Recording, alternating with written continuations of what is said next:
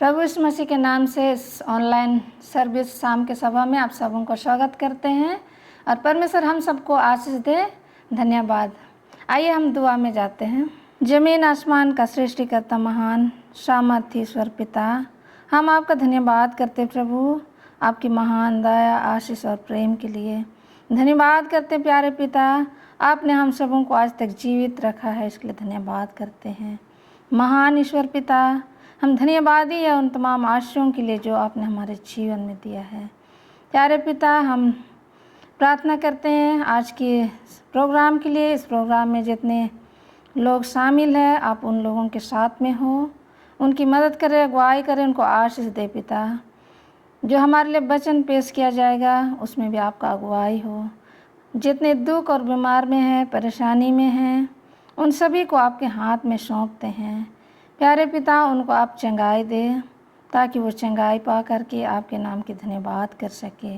महान ईश्वर पिता, आप हमारे मांगने से पहले सब कुछ जानते हैं। ये दुआ हमारा उद्धार करता प्रभु यीशु मसीह के नाम से मांगते हैं, आमीन।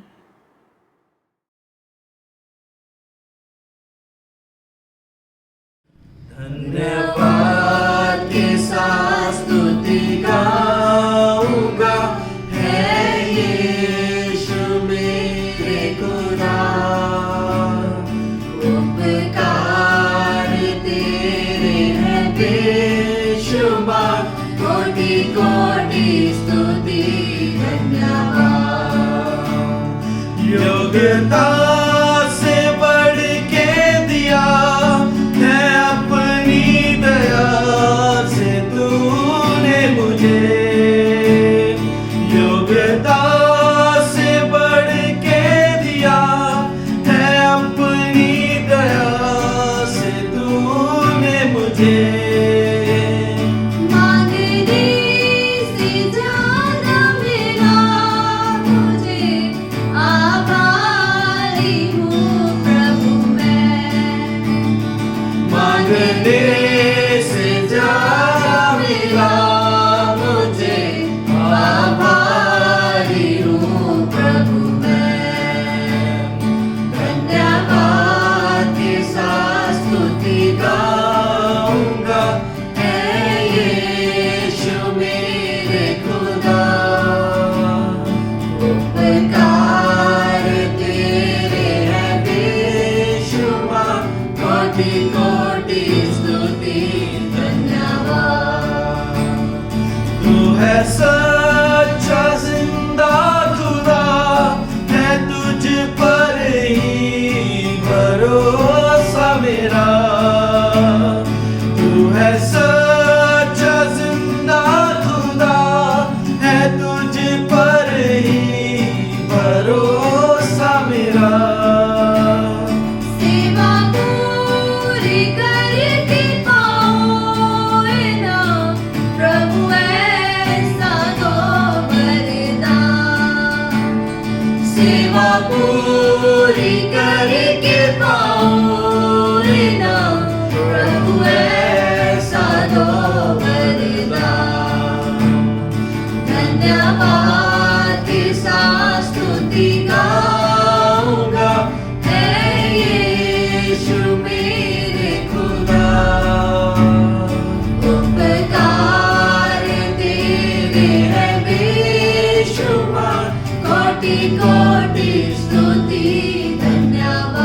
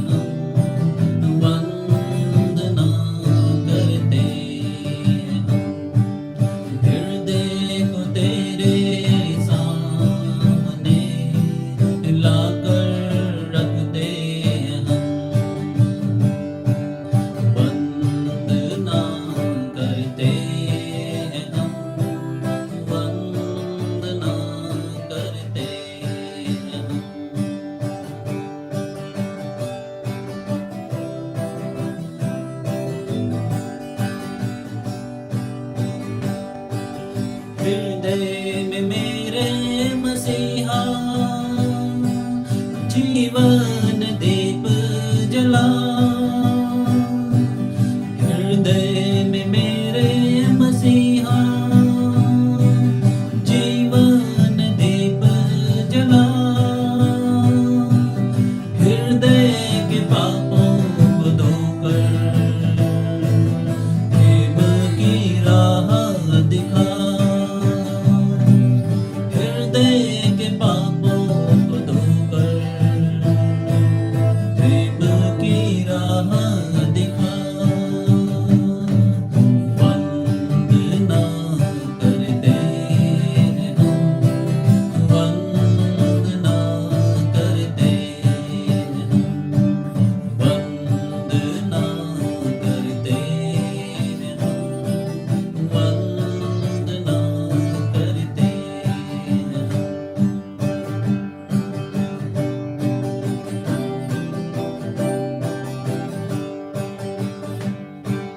मैं हूँ निर्बल मानव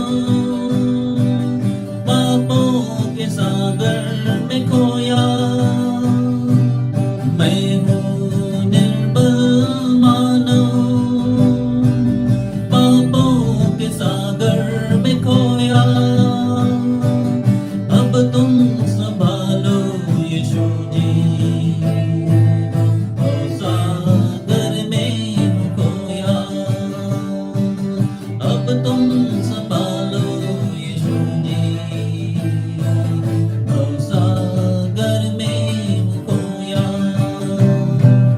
वंदना करते हैं हम वंदना करते हैं हम वंदना करते हैं हम वंदना करते हैं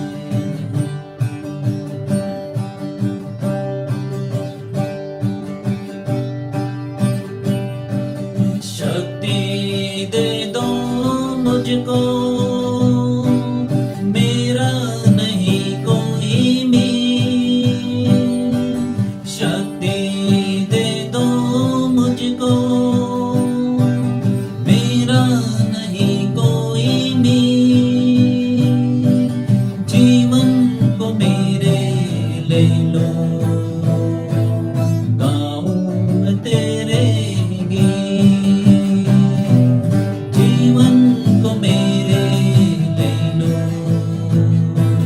गाऊं मैं तेरे गीत वंदना करते हैं हम वंदना करते हैं हम वंदना करते हैं हम वंदना करते हैं हृदय को तेरे सामने लाकर रखते हैं हम वंदना करते हैं हम वंदना करते हैं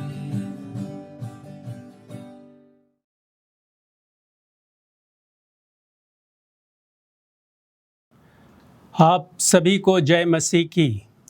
इससे पहले कि आज का वचन में जाएं, मैं चाहता हूं कि हम बाइबल पाठ से आरंभ करें। यदि आपके पास बाइबल है तो आप हमारे साथ खोलें थिस्सलुनीकियों के पुस्तक 1 का 5 अध्याय का 16 से 18 पद को हम पढ़ेंगे। इसमें इस तरह लिखा है, आप हमारे साथ बाइबल पढ़ सकते हैं। हम पढ़ रहे हैं 16 से 18। इसमें इस तरह लिखा है, सदा आनंदित रहो, निरंतर प्रार्थना में लगे रहो, हर बात में धन्यवाद करो, क्योंकि तुम्हारे लिए मसीह यीशु में परमेश्वर की यही इच्छा है। रुडयार्ड किपलिंग एक लेखक है जिन्होंने द जंगल बुक लिखा। ये जंगल बुक इतना विख्यात हो गया कि उनके हर एक शब्द के लिए उनको करीब करीब 500 रुपया मिलने लगा। लेकिन कुछ ऐसे भी विद्यार्थी थे जो उनके लिखी हुई किताबों को पसंद नहीं करते थे। तो कुछ कॉलेज के विद्यार्थियों ने इसका प्रतिवाद करने के लिए एक इन्वलॉप लिया और उसमें एक लाइन लिखा और उसमें 500 रुपया डालकर किपलिंग के पास भेज देते हैं। और उसमें जो शब्द उन्होंने लिखा था वो यह था कि आप एक शब्द में सबसे अच्छा शब्द आप लिखकर भेजिए। जब कपलिंग को ये पत्र मिला उसने तुरंत जवाब दिया एक शब्द में, बहुत ही सुंदर शब्द। आप कोई बता सकते हैं वो शब्द क्या हो सकता है? ये धन्यवाद, थैंक यू। उन्होंने ये शब्द लिखकर वापस उन विद्यार्थियों को भेज देता है। आज मैं इसी विषय के ऊपर में आप सबसे बात करना चाहता हूँ। वेज टू थैंक्स गॉड, तरीके परमेश्वर को धन्यवाद करने का। बताया जाता है कि एक व्यक्ति मरुभूमि में खो गया था और 5 दिन मरुभूमि में भटकता रहा और आखिर कर एक घर के दरवाजा के पास जाता है, भूखा प्यासा, और मूर्छित होकर, बेहोश होकर गिर पड़ता है। और ये फॉर्चुनेटली ये घर का जो शख्स था वो एक पादरी था। उन्होंने इस अनजान व्यक्ति को घर में ले जाता है, उसका सेवा टहल करता है और उसको फिर स्वस्थ होने के लिए मदद करता है। जब यह शख्स बिल्कुल भला हो जाता है, चंगा हो जाता है, तब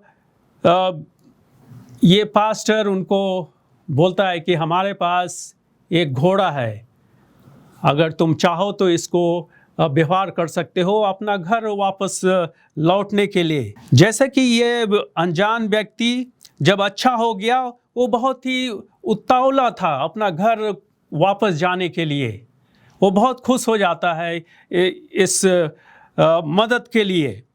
और ये पादरी उनको लेकिन बताता है कि इस घोड़े का एक खास चीज़ है, और वो यह है कि जब आप उनको धन्यवाद कहेंगे तो ये घोड़ा चल पड़ेगा और उसको रोकने के लिए आपको आमीन कहकर बोलना होगा।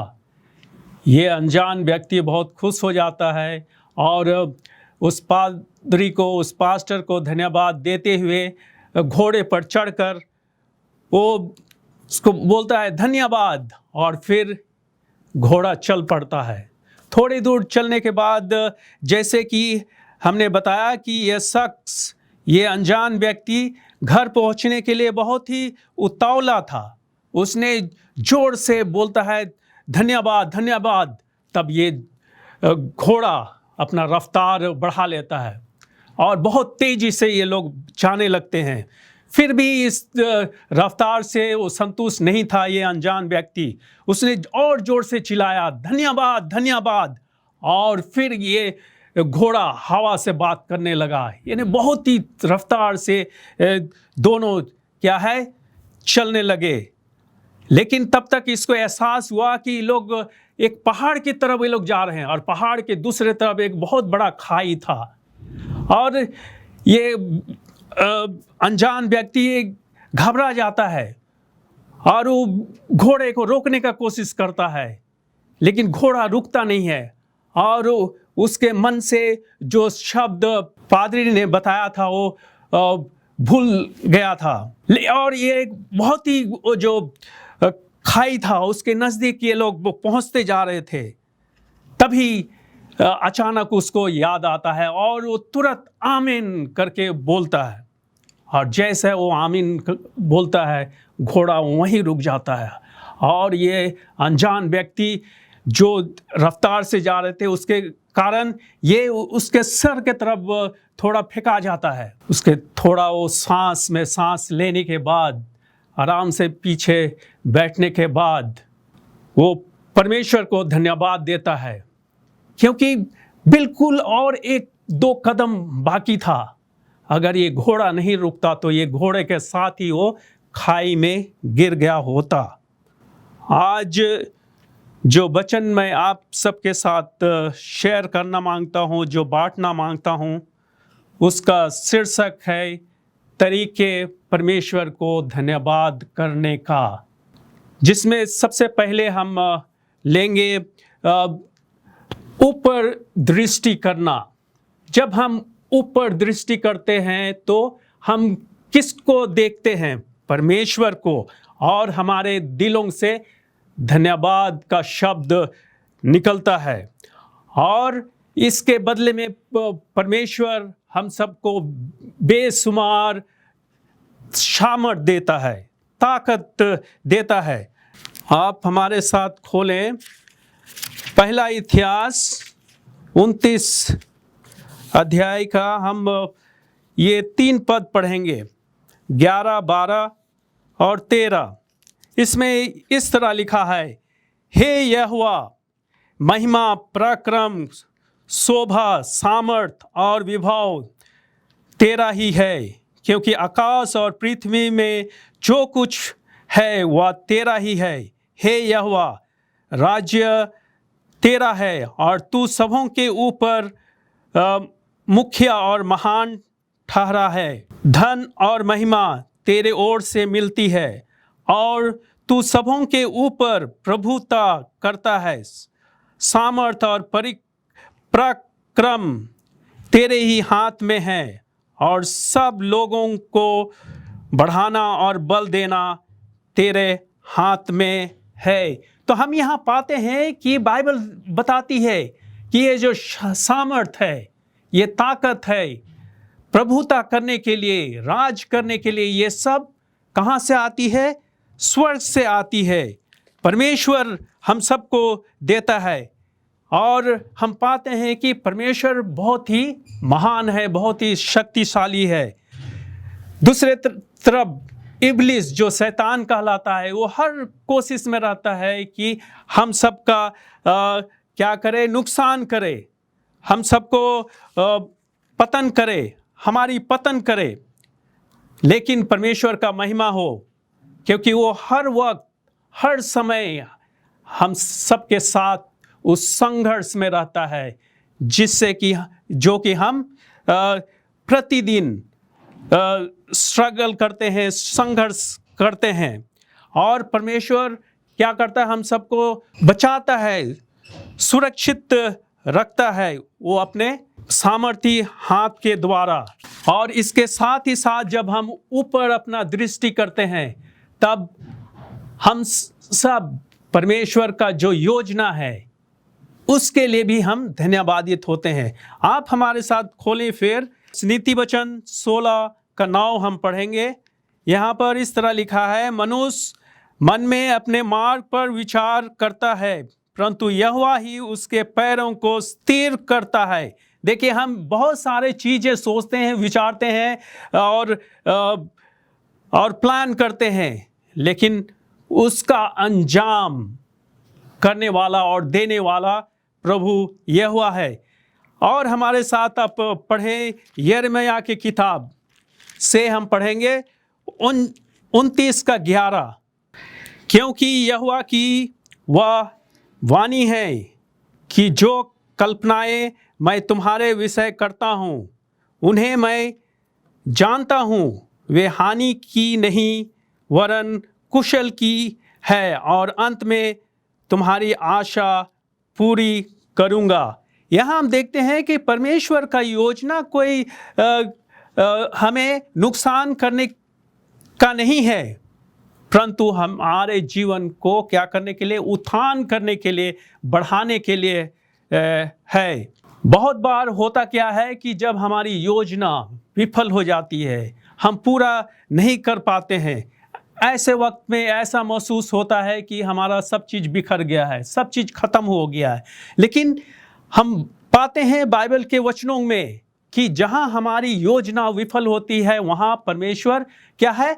अपना योजना देती है, यानी कि परमेश्वर का योजना आरंभ होता है। हो सकता है इस वर्ष बहुत सारी योजना हम सब ने बनाया है, लेकिन इस महामारी के कारण, ये विपत्ति के कारण हम उसको पूरा नहीं कर पा रहे हैं।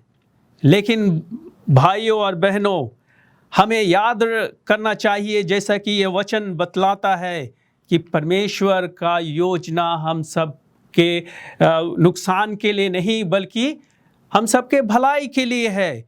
तो जो भी कुछ घट रहा है या हो रहा है, हो सकता है ये हमारी भलाई के लिए है, क्योंकि हम सब का परमेश्वर का जो योजना है वो हम सब के सोच से परे है, बहुत ऊंचा है, जैसा कि हमने ये वचन में पढ़ा है। और इसके साथ ही साथ जब हम ऊपर दृष्टि करते हैं तो हमको धन्यवादित होना है, क्योंकि परमेश्वर ये हर वक्त क्या है, उपस्थित रहता है हम सब के साथ। वो हम सब हमेशा सदा बने रहता है। भजन संहिता 46 का 1 से 3 हम पढ़ेंगे। यहाँ पर इस तरह लिखा है बाइबल शास्त्र में कि परमेश्वर हमारा शरण स्थान और बल है, संकट में अति सहज से मिलने वाला सहायक है। इस कारण हम को कोई भय नहीं चाहिए। चाहे पृथ्वी उलट जाए और पहाड़ समुद्र के बीच में डाल दिए जाएं, चाहे समुद्र गरजे और फेन उठाए और पहाड़ उसकी बाढ़ से कांप उठे। तो मित्रों, यहाँ पर चाहे जो कुछ हो जाए, परमेश्वर हम सब के साथ हमेशा उपस्थित रहता है और इन सभी विपदा से वो हम सबको सुरक्षित रखता है। हो सकता है हमारे इस यात्रा में, मसीही यात्रा में या जीवन की ये यात्रा में ऐसे बहुत सा पल आए होंगे, हमें क्या है, भय हुआ हो या हमारी योजना विफल हो गया हो सकता है कि दुर्घटना से हम बच गए हों। लेकिन इन सब के बावजूद हमें धन्यवादित होना है कि परमेश्वर हमेशा हम सबों के बीच में है और वो हमेशा हम सबों के बीच में वो उपस्थित रहता है। हम और कुछ पदस्थल हम पढ़ेंगे, हम सबकी विश्वास को, हम सबका जो धीरज है उसको बनाए रखने के लिए हम खोले भजन संहिता 4 का 8 अध्याय में इस तरह लिखा है, मैं शांति से लेट जाऊंगा और सो जाऊंगा, क्योंकि हे यहोवा केवल तू ही मुझको एकांत में निश्चिंता रहने देता है। देखिए, सोने वक्त भी परमेश्वर हम सबकी क्या करता है, निगरानी करता है। वो हमें एक चैन का नींद सुलाता है। हम चले जाएं 32 में, 32 का हम 7 पढ़ेंगे। तू मेरे छिपने का स्थान है, तू संकट से मेरी रक्षा करेगा, तू मेरे चारों ओर से छुटकारे के गीतों से घेर लेगा। तो यहाँ हम देखते हैं कि परमेश्वर का ये वायदा है कि वो हमें क्या है, विपत्तियों के से वो क्या है, बचाए रखेगा, वो घेरे रखेगा। हम दूसरा पद पढ़ेंगे 27 का 1। इसमें इस तरह दिया है, यहोवा परमेश्वर मेरी ज्योति और मेरा उद्धार है, मैं किससे डरूं? यहोवा मेरे जीवन का दृढ़ गढ़ ठहरता है, मैं किसी का भय खाऊं। तो यहाँ हमारा परमेश्वर क्या है, एक उद्धार करता है जो एक दृढ़ खंबे की तरह हम सबके साथ में है। हम दूसरे तरीके में जाएं, हम परमेश्वर को किस तरह धन्यवादित हो सकते हैं। वो जब हम बाहर देखते हैं, जब हम अपने बाहर देखते हैं तो हम क्या पाते हैं, परमेश्वर हम सबके लालन करता और ये पालन करता है। हर चीज का वो मुहैया करा दिया है, किसी बात की कमी नहीं है। आप हमारे साथ फिलिपी के किताब में चलिए। फिलिपियों किताब 4 का 19 हम पढ़ेंगे। इसमें इस तरह लिखा है, और मेरा परमेश्वर भी अपने उस धन के अनुसार जो महिमा सहित मसीह यीशु में है तुम्हारी हर एक घटी को पूरी करेगा। तो परमेश्वर एक कहेंगे एक सप्लायर है हमारे ज़रूरतों का, कि किसी बात का वो कमी होने नहीं देगा। जो फिलिपियों के किताब में हम पाते हैं, जिसको हमने अभी भी पढ़ा है, एक दृष्टांत दिया गया है एक व्यक्ति के विषय में जिसका नाम है H.A. आयरनसाइड। एक दफे एक समय वो एक भीड़ भड़ा के एरिया के एक रेस्टोरेंट में भोजन करने को जाता है, और जब वो एक टेबल पर बैठकर भोजन करने ही पर था, तभी एक अनजान व्यक्ति आता है और बोलता है, क्या मैं आपके साथ बैठकर आपके साथ भोजन कर सकता हूँ? ये आयरनसाइड बोलता है कि कोई बात नहीं, आ सकते हैं, और फिर दोनों बैठ जाते हैं। उनका जो ऑर्डर का जो भोजन था वो मेज पर परोसा जाता है, और फिर आयरन रॉड चुपचाप थोड़ी देर के लिए सर झुकाकर वो प्रार्थना करता है। थोड़ी देर में अनजान व्यक्ति उससे बोलता है, क्या आपको कोई परेशानी है, कोई सिर दर्द है, या ये जो भोजन है वो अच्छा नहीं है? आयरन रॉड उनको बोलता है कि नहीं, सब चीज़ ठीक है, मैं खाने के पहले परमेश्वर को धन्यवाद दे रहा था, और ऐसा ही मैं हर वक्त भोजन करने के पहले किया करता हूँ। तब ये शख्स बोलता है कि मुझे किसी बात का धन्यवाद करने की जरूरत नहीं है, क्योंकि मैं अपने परिश्रम से अपना पसीना बहाकर मेहनत करता हूँ, और ये जो भोजन जो कर रहा हूँ ये मैं अपनी मेहनत से कर रहा हूँ, इसलिए मुझे धन्यवाद देने की जरूरत नहीं पड़ती है। तभी आयरन रॉड उसको बोलता है कि ठीक है, लेकिन आप मेरे जो कुत्ता है उसके समान है, वो भी कभी क्या है धन्यवादित नहीं होता है। कहने के अर्थात है कि हम धन्यवादित कब होते हैं? जब हम संतुष्ट प्राप्त करते हैं, जब संतुष्टि होती है। तो धन्यवादी होने के लिए क्या संतुष्टि होना जरूरी है, लेकिन कब हम संतुष्टि प्राप्त कर सकते हैं? जब हम चीजों का क्या है तुलना ना करें। जब कभी हम चीजों का तुलना करते हैं किसी के साथ में, कि उनका घर ऐसा है या उनका पोशाक ऐसा है और मेरा ऐसा है, तभी क्या है कि असंतुष्टि जीवन में आती है। तो इसलिए जरूरत है कि हम जो परमेश्वर हमें दिया है उसी में खुशी रहना, उसी में संतोष होना, तभी हमारे हृदय से धन्यवादित का शब्द निकलेगा। नहीं तो हम हमेशा कुड़कुड़ाते रहेंगे, हमेशा चिड़चिड़ाते रहेंगे, और हमारा जीवन क्या है मुश्किलात में पड़े रहेगा। और जब तक हमारे पास चीज़ें हैं तब तक वो क्या है हम महसूस नहीं करते हैं उसका महत्व को। लेकिन जब कभी जो हमारे पास है वो खो जाता है या हमसे दूर हो जाता है, तभी हम उन चीज़ का क्या है महत्व हम जानते हैं या महसूस करते हैं।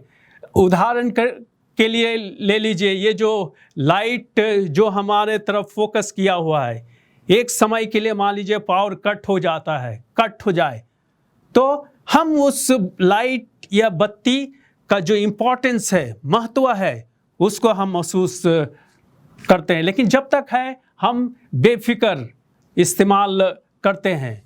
उसी तरह हम ले लें ये जो पीने का पानी, जब तक पानी आ रहा है उसका हमारा कोई कदर नहीं रहता है, लेकिन जब पानी रुक जाता है और हमें बहुत प्यास लगी हुई है, पानी की ज़रूरत है, तो क्या है हम तब महसूस करते हैं कि पानी का कीमत, जब हम बाहर देखते हैं तो हम क्या देखते हैं? प्रकृति।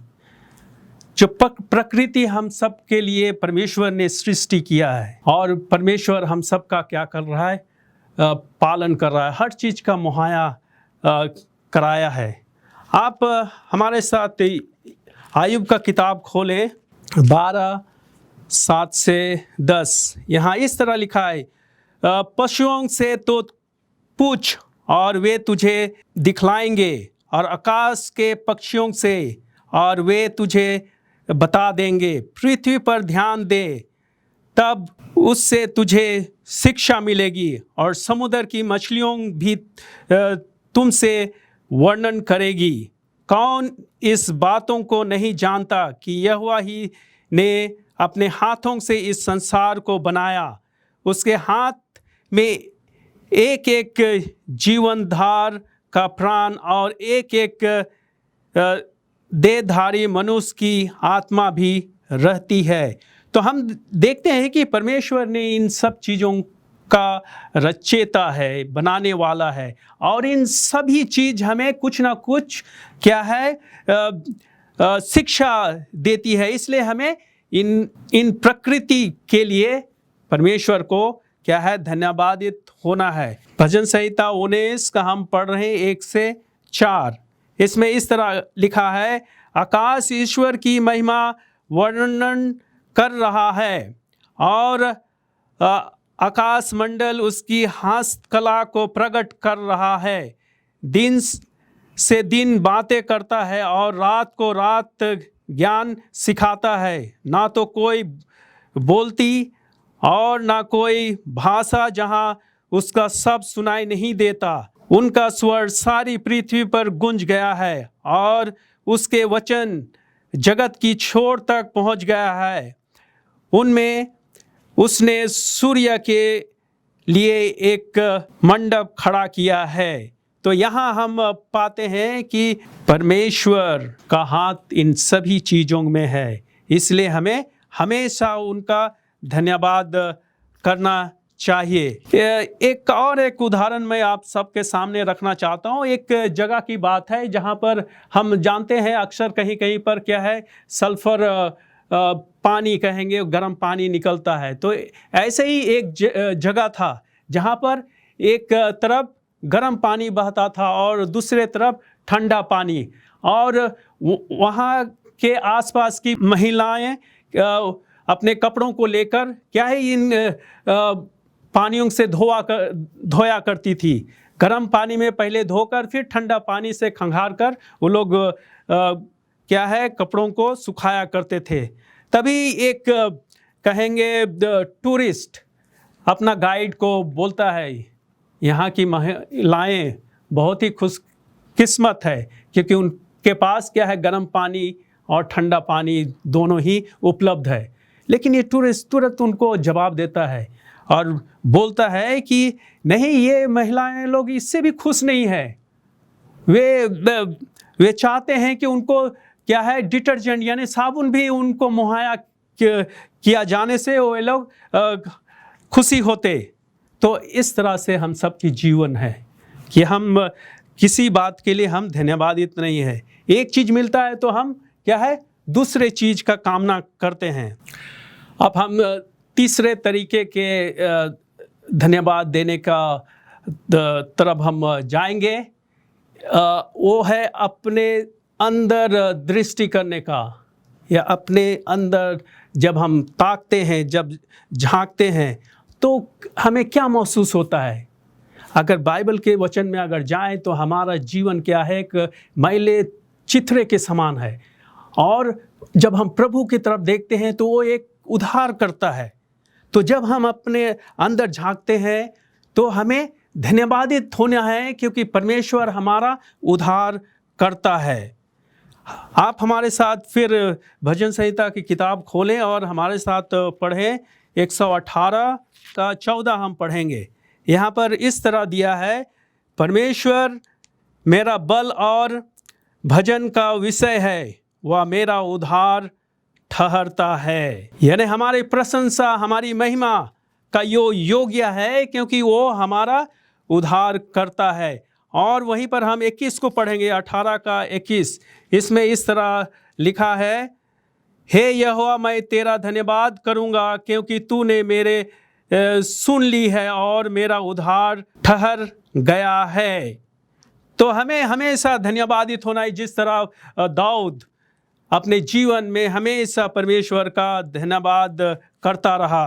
अगर आप चारों तरफ दृष्टि करें, ध्यान दें, तो ऐसे बहुत सारे लोग हैं जो बिना उद्धार के क्या है, अपना जीवन त्याग रहे हैं।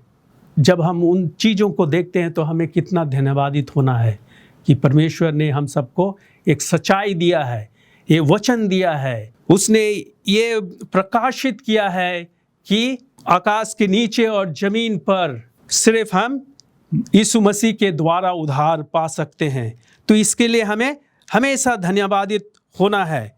और फिर जब हम अपने शरीर, अपने अंदर जब झांकते हैं, तो हमें धन्यवादित होना है ये स्वस्थ जीवन के लिए, स्वस्थ जीवन जो परमेश्वर ने दिया है। हम आपके साथ पढ़ना चाहेंगे निर्गमन की किताब से 23 का हम पढ़ेंगे 25 और 26। और तू अपने परमेश्वर यहोवा की उपासना करना, तब वह तेरे अन्न जल पर आशीष देगा और तेरे बीच में ये रोग दूर करेगा। तेरा देश में ना तो किसी का गर्भ गिरेगा और ना कोई बांझ होगी, और तेरा आयु मैं पूरी करूँगा। तो परमेश्वर यहाँ एक लंबी आयु के विषय में बात करता है कि हमारा जीवन वो लंबा करेगा, बीमारियों से बचाकर रखेगा। और मैं आपके साथ में और भजन संहिता पढ़ देना चाहूँगा, 103 वर्स 1 to 3। हे मेरे मन, यहोवा को धन्य कह, और जो कुछ मुझ में है वह उसके पवित्र नाम को धन्य कह। हे मेरे मन, यहोवा को धन्य कह और उसके किसी उपकार को ना भूलना। वही तो तेरे सब अधर्म को क्षमा करता और तेरे सब रोगों को चंगा करता है। क्या ही भला परमेश्वर है। एक धन्यवाद का सभा रखा गया था एक नर्सिंग होम में, और वहाँ पर ये जो डायरेक्टर है उन सभी कर्मचारियों को बुलाता है और उनको पूछता है एक एक करके कि आप बताएं कि आप किस बात के लिए धन्यवादित हैं। बहुतों ने खड़ा होकर कहा कि मैं अपने परिवार के प्रति मैं धन्यवादित हूँ। किसी ने कहा ये जो मकान है, घर है, इसके लिए धन्यवादित है। तभी एक बुजुर्ग महिला खड़ी होती है और वो बोलती है कि मैं धन्यवादित हूँ क्योंकि मेरे सिर्फ 2 ही दांत है और दोनों एक सीधे में है, ऊपर और नीचे, जिसके वजह से मैं भोजन का आनंद ले सकती हूँ, उसको चबाकर खा सकती हूँ। कहने का अर्थात ये है कि हमें हर छोटी छोटी बात के लिए धन्यवाद होने की ज़रूरत है। और तब जब हम अंदर जब झांकते हैं तो यही सब बातें हम सबको क्या है, प्रेरित करती है परमेश्वर को धन्यवाद देने के लिए। इसीलिए और बहुधा हम पाते हैं कि जब आप देखते हैं आपके कपड़े टाइट हो रहे होंगे या कहेंगे पुराना हो गया है, ये आपको एहसास दिलाता है कि आपके पास कपड़े हैं पहनने के लिए। और इसी तरह अगर आप किचन के सिंक में जाएंगे, वहाँ बर्तन पड़ा है, तो ये आपको एहसास दिलाता है कि आपके पास खाने को क्या है, भरपूरी है। और इसके साथ ही साथ जब सुबह उठने के पहले जब अलार्म बेल लगता है, ये आपको एहसास दिलाता है कि आप जिंदों के ज़मीन पर आप जिंदे हैं। तो क्या ही हमें क्या है, धन्यवादित होना है परमेश्वर को इन सब बातों के लिए, हर छोटी छोटी बातों के लिए। फिर एक राइटर के विषय में कहा जाता है जिसका नाम है एलेक्स हेली। एक पुस्तक कहेंगे, एक जिसका नाम रूट, उसने लिखा। और उस पुस्तक के ऊपर में एक सुंदर उसने एक तस्वीर बनाया और उस तस्वीर के ऊपर में एक खंबा है, खंबा के ऊपर में एक कहेंगे टॉर्टोइज वहाँ पर है। ये जब भी उस चीज़ को देखता है तो उसे इसको प्रेरित होता है और भी अच्छा लेख लिखने के लिए। तभी एक व्यक्ति जब वो उसका नज़र उस पिक्चर पर पड़ता है तब उसने सवाल करने लगता है कि ये जो कछुआ है ऊपर पोल के ऊपर में जो दिख रहा है वो वहाँ पहुँचा कैसे। तब ये लेखक ये बताता है कि वो किसी के मदद से वो पोल के ऊपर में क्या है बैठा है या पहुँचा है। कहने का अर्थात ये है कि हम क्यों ना जिस पोजीशन में हैं, जहाँ कहीं भी हैं, जिस परिस्थिति में हैं, वहाँ पहुँचने का कारण कोई ना कोई है, कोई ना कोई आपको सहारा दिया है। यानी दूसरे शब्दों में अगर कहें तो ये परमेश्वर का हाथ है जिसने हमें ऐसे पदवी में, ऐसे स्थान में रखा है जिसका हम क्या है हो सकता है काबिल नहीं थे, लेकिन ये परमेश्वर का अनुग्रह है, परमेश्वर का दया है कि हम वैसे ऊंचे ऊंचे स्थानों में है या जिस स्थान में क्यों ना है, हम वहाँ पर किसी के मदद से पहुँचे हैं। इसलिए हमें हर वक्त धन्यवादित होना है। हमेशा छोटी सी छोटी बात के लिए परमेश्वर को धन्यवाद देना है। तो अंत में मैं यही कहना चाहूँगा कि जब कभी हम ऊपर ताकते हैं, दृष्टि डालते हैं, तो परमेश्वर का शक्ति के लिए, सामर्थ्य के लिए, उसकी उपस्थिति के लिए और उसकी मदद के लिए धन्यवाद देनी चाहिए।